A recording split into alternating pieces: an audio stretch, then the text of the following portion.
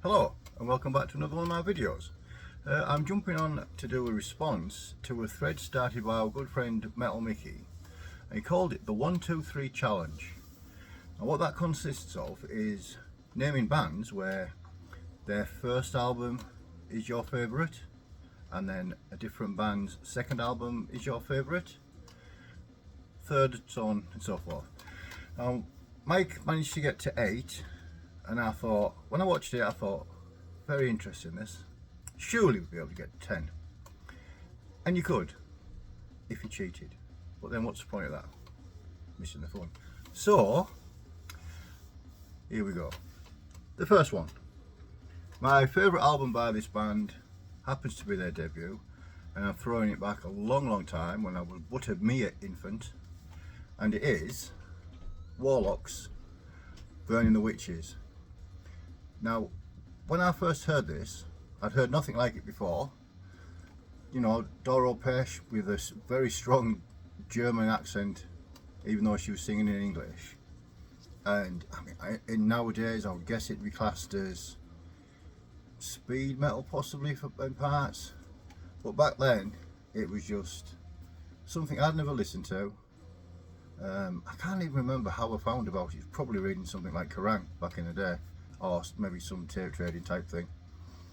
But yeah, so there's number 1. Number 2 is a relatively new band to me, even though they've been out for donkey's years, and I have to thank Mark for getting me into these. The band in question are the mighty, superbly incredible Autopsy, and the album is Mental Funeral.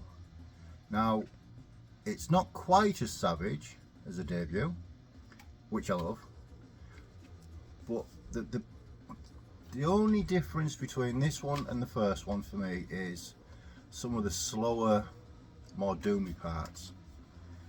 Again, it's probably a 10 out of 10 album, to be fair. It's savage, it's brutal, it's heavy, it's disturbing, but it's Autopsy doing what Autopsy do best. And there's not many people do it better than them, to be fair, and they're still doing it now. The new album's just as much of a ripper. But my go-to Autopsy album is this one. Number 3, probably won't be a surprise to anybody that knows me. Probably not their best album, but it's definitely my favourite album because it was the album that started me on the downward spiral into heavy metal.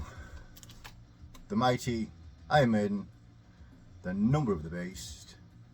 This is the recent reissue that's got the Beast over Hammersmith thing chucked on the side of it. You had to buy it, it's Iron Maiden. But again, this is an album that for me has a massive sentimental value, as well as I love every song on it. I know it inside out, upside down, backwards, sideways, whichever way you want to put it. Literally, not literally, sorry, you know what I mean. So yeah, so there's number 3. Number 4 is, again, it was my introduction to this band, which probably has a bearing on the fact of why I love this album as much. I like all their albums, but this is a band, sorry, this is an album that for me epitomises what this band stand for. This is Overkill's Years of Decay, and this is a thrashed piece. As far as I'm concerned, it's just, I'd never heard an album like this. So when I finally got it in my lugs, I was like, whoa, that voice is a bit, I'm not very comfortable with that voice. Now, they pretty much, you could release anything and I'd probably still think it was absolutely top notch. One of my bands that I've yet to see, bizarrely, but absolutely love this album, start to finish, and it still gets played probably more often than any other Overkill album, because, I say, possibly down to sentimental reasons as well, but yeah, absolutely love this album. Now number 5 is, it's the album that introduced me to the more extreme side of metal a while ago. Because bearing in mind, I've only really been into death metal probably from the start of lockdown. But this album was, I'd heard this before, and it sort of like piqued my interest enough to think, phew. Now the song was called Dead Eyes See No Future, probably give it away, and it's Arch Enemy's Anthems of Rebellion.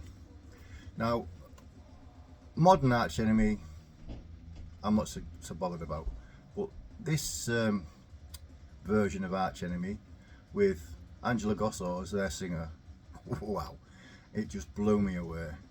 I didn't realise that somebody that looks like Angela Gosso could make the noises that she made. Now again, that might sound sexist, it's not meant to be. I don't give a, you know.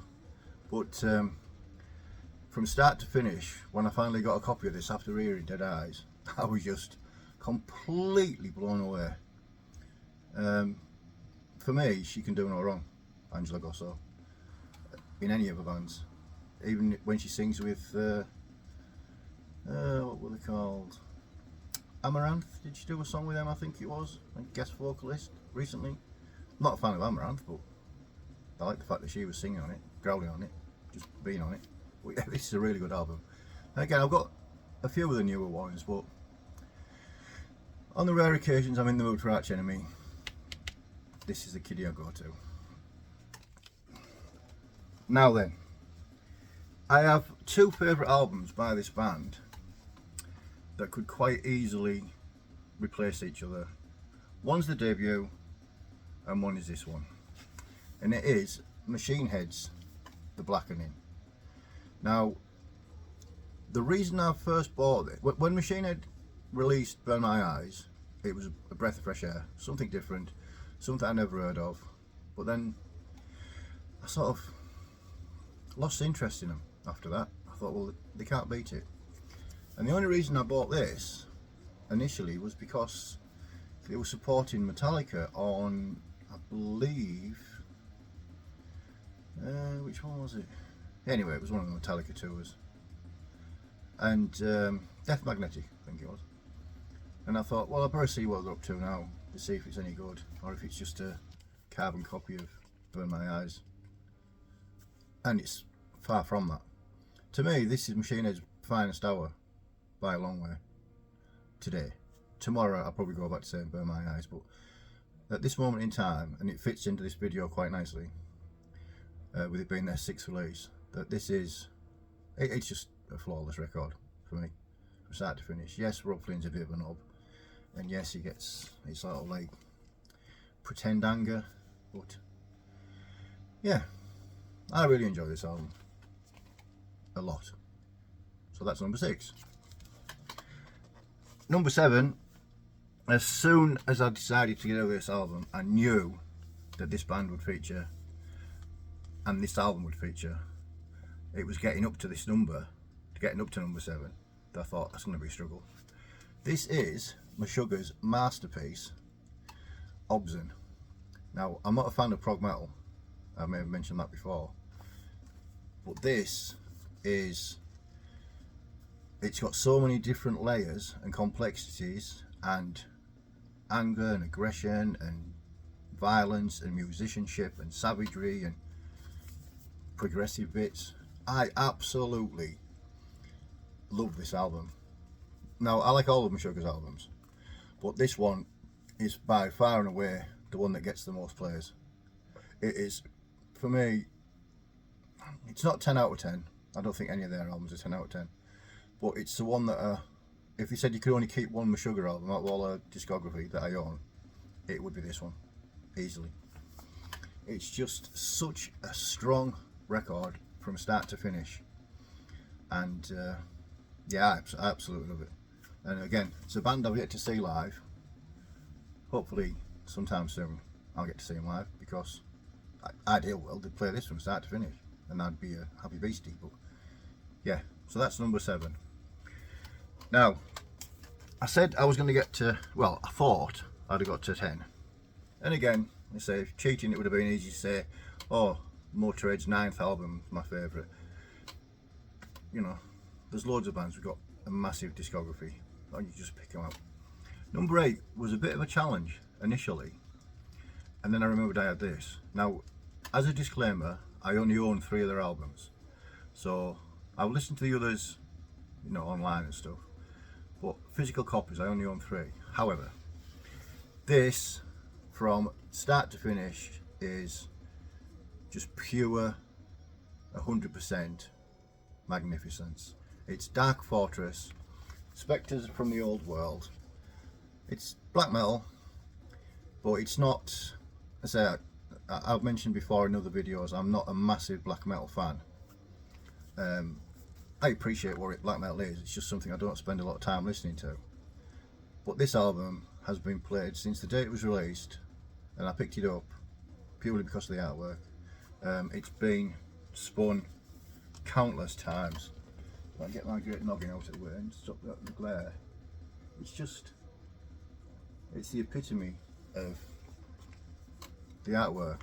It's the epitome of just, I need to buy it. I need that in my collection. I didn't have a clue what the band were like. I had no, I suspected it was black metal. I was hoping it wasn't going to be, you know, like first wave black metal, and it's not. It's far from it. But yeah, it's just a flawless album. Absolutely love it. So I got to number 8, and that was it. Number 9, yeah. You can tempt and you can pretend that you like it, but what's the point? It's all part of the fun. So I hope that's okay for you, Mike. Probably not the most riveting one you've ever watched yet, but just as soon as I saw your video, I thought, yeah, I need to jump on board with that one. I'd just like to say again, as always, a massive thank you to anybody that watches any of my videos and leaves a comment, subscribe to my channel. I'm starting to understand now the whole concept of what the VC means to people, and I'm quite enjoying the ride at the moment. So hopefully you'll find something of interest at some point. In the background, before I disappear, we are listening to The Mighty Trenchfoot.